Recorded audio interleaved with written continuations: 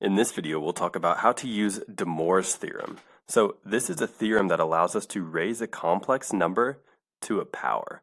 So if we have some complex number written in the form of a plus bi, we can write that complex number in trig form by using the formula r times the cosine of theta plus I times the sine of theta.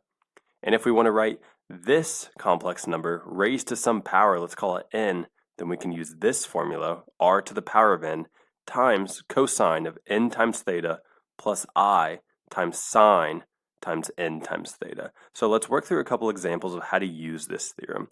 Let's say we have the complex number 1 plus I, and let's say we want to raise that to the 20th power. How can we do that? Well, first, notice that this is written in complex form. We first need to write this complex number right here. We need to write it in trig form, so this formula right here. So the first step that we can do to do that is solve for this value r. What is r? Well, r is just equal to the square root of a squared plus b squared.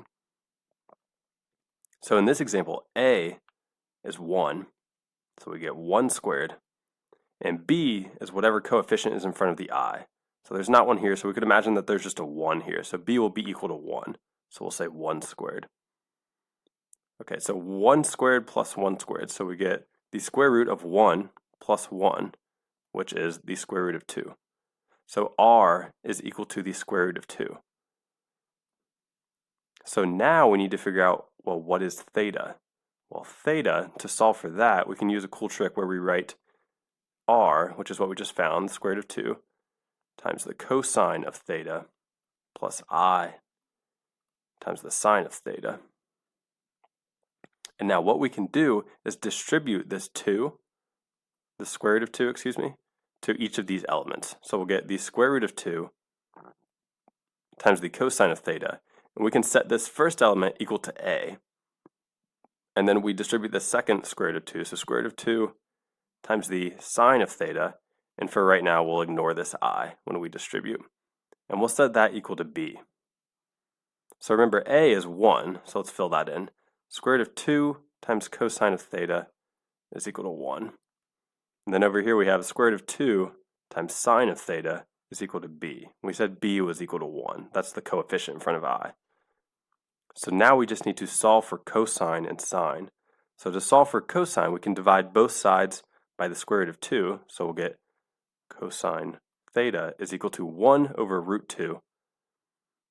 And usually when we have a radical in the denominator like this, we like to rationalize it. And the way we do that is we just multiply the numerator and the denominator by the square root of 2.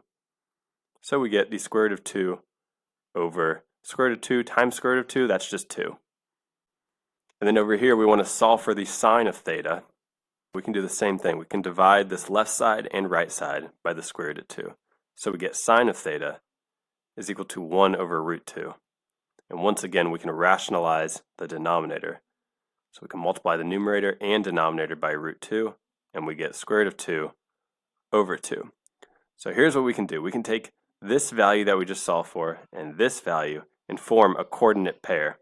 So we get square root of 2 over 2 and square root of 2 over 2. And now we ask ourselves, what angle on the unit circle has these xy coordinates? Well, if you'll recall, if you have a unit circle, pi over 4 has these exact coordinates, square root of 2 over 2 and square root 2 over 2. So theta is going to be pi over 4.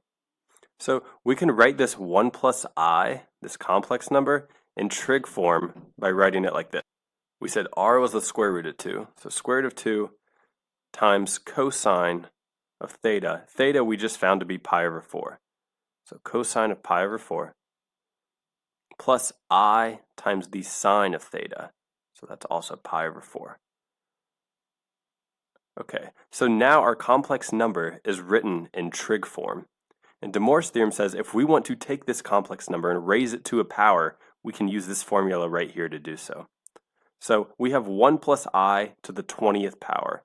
So we can write r to the power of n, so that's square root of 2 to the power of 20, times the cosine of n times theta. So n is 20, so we'll get 20 pi over 4.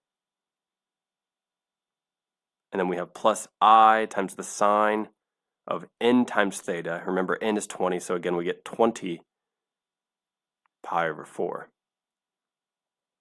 Okay, if we simplify a little bit, the square root of 2, recall, that can be rewritten as 2 to the 1/2. So when we have 2 to the 1/2 raised to the power of 20, if you'll recall our rules for exponents, we would just do 1/2 times 20. So that's 10. So we get 2 to the 10th power. And then in the parentheses here, we have cosine of 20 pi over 4. So 20 divided by 4, that's 5. So this is really the cosine of 5 pi. And then here we have plus I times the sine of 20 pi over 4. 20 divided by 4 is 5, so we get 5 pi. Okay, simplifying a little more. 2 to the 10th power, that is 1024. Cosine of 5 pi. So if we think about our unit circle, if we go all the way around the circle, that's 2 pi. One full revolution. If we go another way all the way on the circle, now we get to 4 pi. And then if we go one more pi, so we land right here, we get to 5 pi. So what are the xy coordinates of 5 pi? Well, that would be -1, 0. So remember, the x coordinate corresponds to cosine. The y coordinate corresponds to sine. So the cosine of 5 pi is -1. So we can write that right here. The cosine of 5 pi is -1. And then we have plus I times the sine of 5 pi. So the sine of 5 pi is 0. So we get I times 0. So simplifying, in the parentheses, I times 0, this whole thing just becomes 0. So all we have is a -1.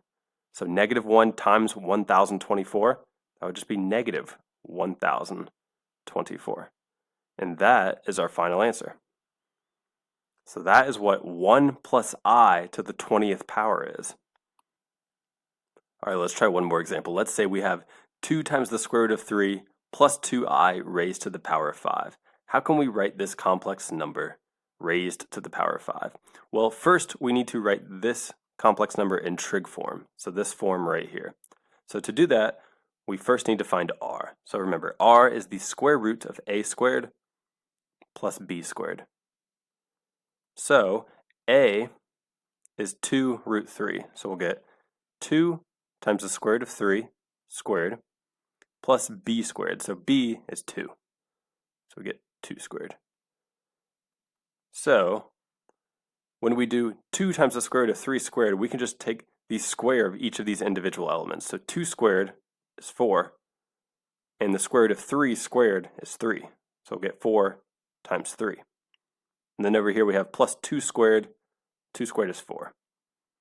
So we get 4 times 3, that's 12, plus 4 is 16. So the square root of 16, which we know is 4. So r is going to be equal to 4. So remember the trick that we can use. We can write 4 times the cosine of theta plus I times the sine of theta. And we can distribute this 4 to each of these terms. So we'll get 4 times the cosine of theta, and we set that equal to a. And then we get 4 times the sine of theta. Remember, we're just going to ignore this I for right now. So 4 times the sine of theta is equal to b. So a is 2 times the square root of 3. So we get 4 cosine theta is 2 times the square root of 3. And then over here we have 4 times the sine of theta is equal to b, and b is 2. So we just need to solve for cosine and solve for sine. So if we divide both the left side and right side by 4, we get cosine of theta is equal to 2 root 3 over 4.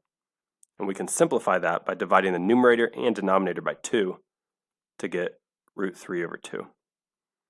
And then over here we have 4 times sine of theta is equal to 2. So to solve for sine of theta, we just need to divide both sides by 4. So we get sine of theta is equal to 2 over 4, which can be reduced to 1/2. So now we write these two values as an xy coordinate pair. Square root of 3 over 2 1/2. And we ask ourselves, what angle on the unit circle has these xy coordinates? Well, if you think about your unit circle, pi over 6, this angle has these exact coordinates, square root of 3 over 2 and 1/2. So theta is going to be pi over 6.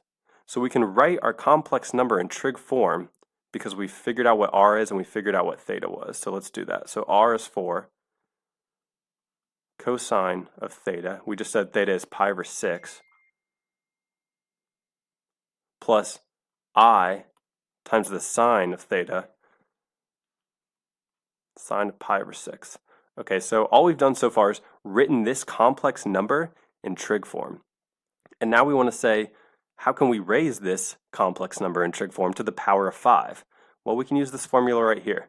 So we'll say r to the power of n. So r to the power of 5 times cosine of n times pi, n times theta, excuse me. So n is 5. It's the power that we're raising it to. So we get 5 times pi over 6. So we can write 5 pi over 6 plus I times the sine of n times theta. Again, n is 5. So 5 times pi over 6, we get 5 pi over 6. Okay, so 4 to the 5th power, if you punch that in a calculator, you'll get 1024. And then here, we need to figure out what is cosine of 5 pi over 6. Well, we said that pi over 6 has these coordinates, root 3 over 2, 1/2. So if we move over here in quadrant 2, x becomes negative. So the coordinates for that are negative square root 3 over 2. But y is still positive, so we still have 1/2. Those are the coordinates for 5 pi over 6. And remember, the x-coordinate corresponds to cosine, while the y-coordinate corresponds to sine. So the cosine of 5 pi over 6 is negative square root 3 over 2. And then we have plus I times the sine of 5 pi over 6. So the sine of 5 pi over 6 is 1/2.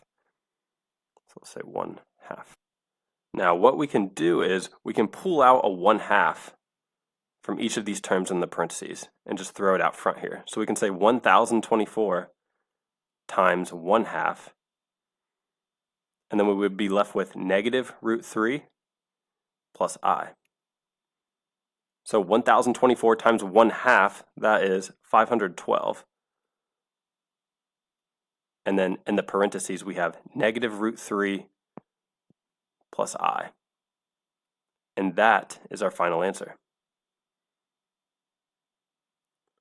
So the complex number 2 times the square root of 3 plus 2i raised to the 5th power is 512 times negative root 3 plus I.